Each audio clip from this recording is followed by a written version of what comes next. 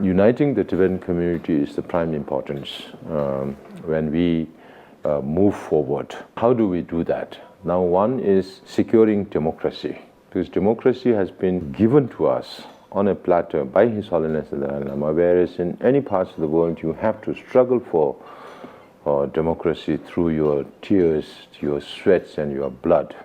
But in our case, it was a totally different scenario. His Holiness granted democracy based on how much we have been able to adapt to the changing responsibilities and circumstances.